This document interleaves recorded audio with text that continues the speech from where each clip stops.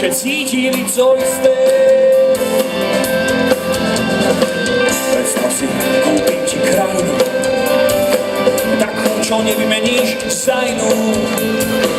Tam listujú prieky a cudzí výrazom sú prieky.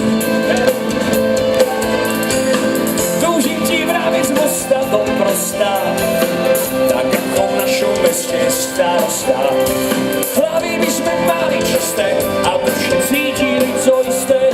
Zdravíme tam vzadu, splní sa mi sná. Stojím sám, nech túži stáť každý tam, kde ťa má. Celkom má blízko, no ráno nedáš. Splní sa mi sná. Cítim sa jak pád divokých koní. Tam, kde ťa mám. Tak žij so mnou ďalej a buďme jak oni. Každé ráno by som si bol vstával po dobu všetkých mesiacov. Už len tak stávam, keď chcem vidieť, jak chodíš rozospať sa za prácou. Túžim ti vraviť z mosta do prostá, tak ako v našom meste starosta. Hlavy by sme mali čisté a duše cítili to isté. Je tu niekto? Splní sa mi sná. Stojím tam, kde túži stáť každý tam, kde ťa má. Domov má blízko, no ráno nedáš. Splní sa mi sná. Cítim sa jak pád divokých koní. Tam, kde ťa má. Tak žij so mnou ďalej a buďme jak oni. Túžim ti vraviť z mosta do prosa, tak ako v našom meste primátor. Hlavy by sme mali čisté a duše cítili to isté. Splní sa mi sná. Stojím sám, kde túži stáť každý tam, kde ťa má. Domov má blízko, no ráno nedáš. Splní sa mi sná. Cítim sa jak pád divokých koní. Tam, kde ťa mám. Žij so mnou ďalej a buďme jak oni. Splní sa mi sná.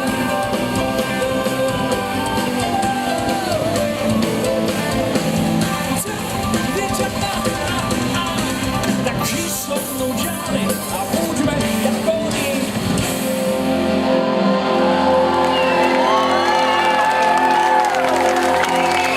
Ďakujeme za krásne privítanie Prachatice, ahoj! Normálne jak doma. Asi je to kvôli tomu, že tá vaša zlatá solná stezka má normálne historické spracovanie našej rozprávky, ktorá sa volá Soľ na zlato, chápete? Konečne sme doma. Ako sa máte?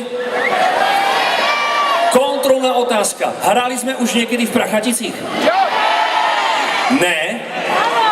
No tak to ste mali povedať na úvod, to by sme hneď akože pridali od úvodu, jo? Takže to znamená, že máme dva dôvody, prečo sme ešte v Prachaticích nehrali. Poprvé, buď sme akože nevedeli, kde to je, alebo v rámci 20-ročnej kariéry sme si to najlepšie nechávali na záver. Vyberáte si A alebo B? Kontrolná otázka číslo 2. Tešili ste sa na nás? To je málo. Nie alebo áno!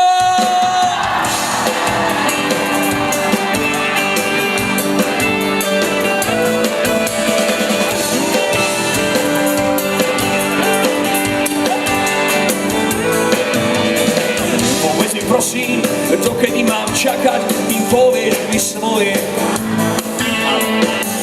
Ako zlodej zakráda sa v noci a mrznem pod tvojou bránou. Skúsiteľný a verím silou.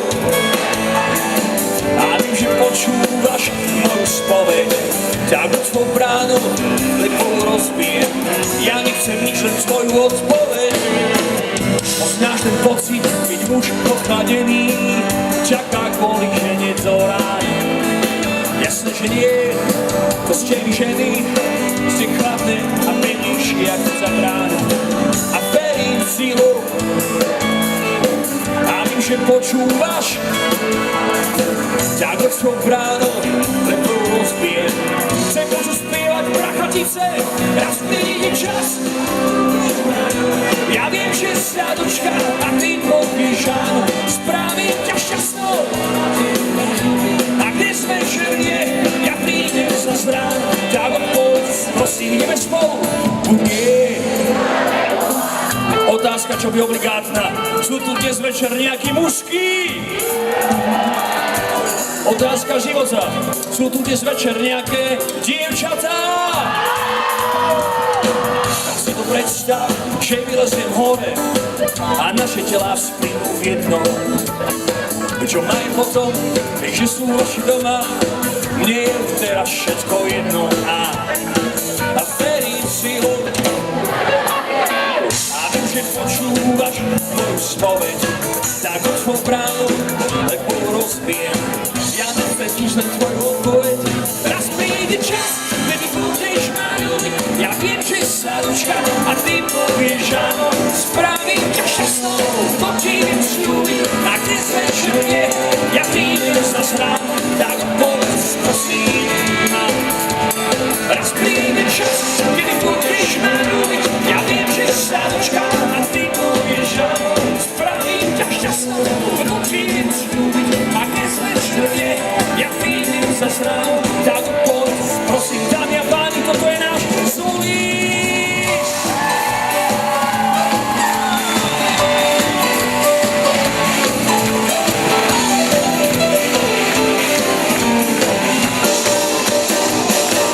Raz príde čas, kedy budeš ma ľúbiť. Ja viem, že sa dočká a ty povieš áno, spravím ťa šťastnou, to ti viem sľúbiť. A dnes večer nie, ja prídem za ráno, tak odpovedz prosím, prosím. Raz príde čas, kedy budeš ma ľúbiť. Ja viem, že sa dočká a ty povieš áno, spravím ťa šťastnou, to ti viem sľúbiť. A dnes večer nie, ja prídem za ráno, tak odpovedz prosím spolu. Yeah.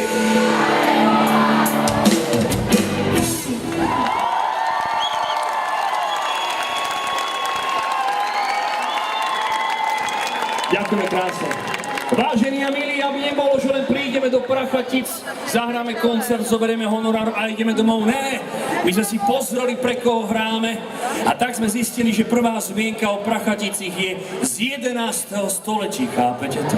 Normálne ako trvá osada až potom 16. storočie, proste všetko ovládame, chápete to? Áno. No a onoho času sa narodil aj William Shakespeare, ktorý musel napísať Hamleta, aby získal celosvetový obdiv a v tom Hamletovi ľuďom dal zásadnú otázku a síce byť či nebyť, áno. A o niekoľko storočí sa narodil náš bubeník Ivan.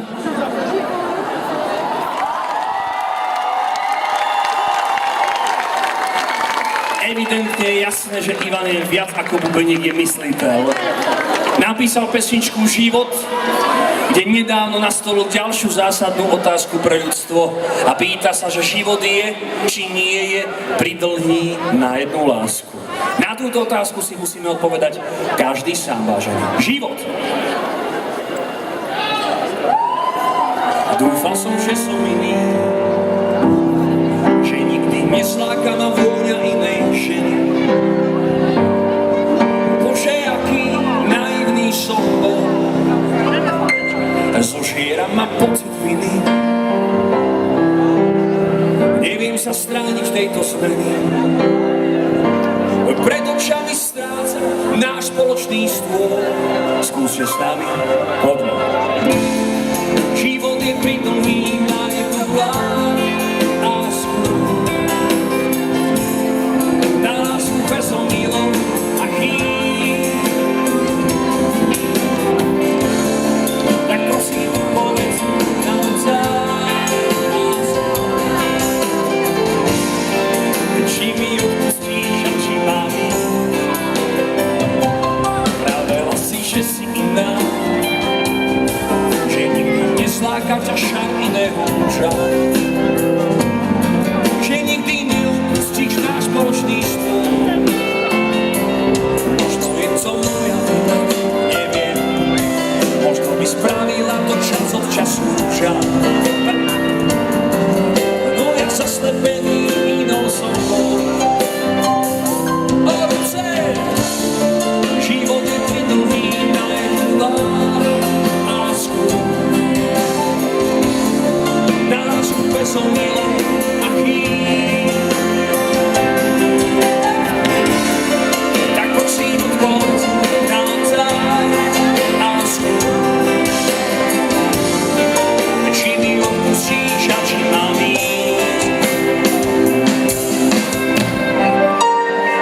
už viem, že iný ťa získa.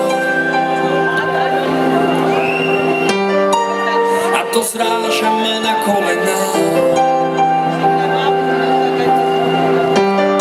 Neskoro zisťujem, čo som to spískal.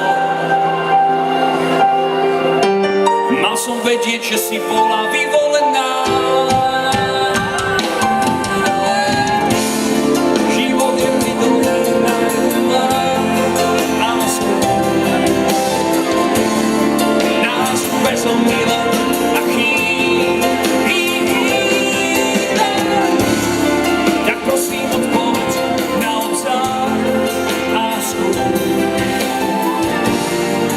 Či mi odpustíš a či mám ísť. Kto nespieva, nežije. Život je pridlžená a skôr. Nás bezomilo a chýba. Tak prosím odpoveď na otca a skôr. Či mi odpustíš a či mám ísť. Dúfal som, že sa milí, že nikdy nezláka čašami mého muža. Bože, aký naivný som, spievajú prachatici, poďte za nami. Život je pridlhý Ďakujeme krásne. Vaše ruce!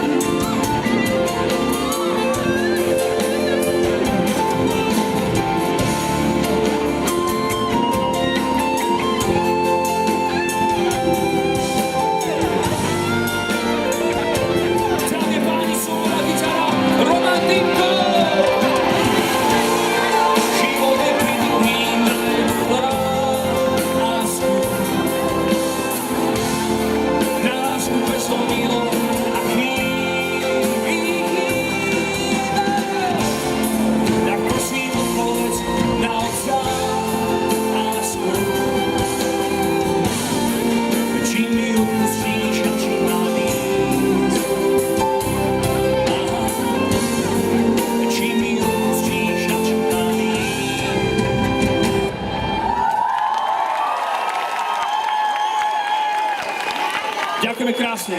Je tu dneska niekto medzi vami, kto oslavuje meniny, narodeniny, svadbu, rozvod, všetko možné. Je tu niekto? Tam vzadu. Kámo, a čo oslavuješ? Narozky? Narozky? Kolik ti je? 31? A čo chceš na tom oslavovať, kámo? Ja len sa pýtam, ja som mal 30, bol som za doktorom, hovorím, Janko, bolí ma koleno, čo mám robiť? Hovorím, Igorko, zvykaj si.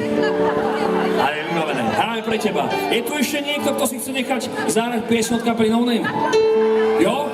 Poďte tam. 3 grácie. A vieme, koľko to stojí? On to mal zadara. Ty už ne. OK, dneska to platí kámo z Prachatic. Poďme.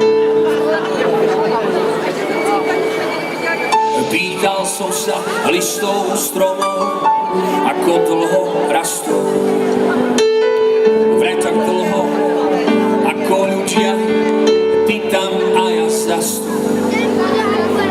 Dúfam, že ťa nevyplašia moje metafory. Myslím, že nikto iný s tebou takto nehovorí.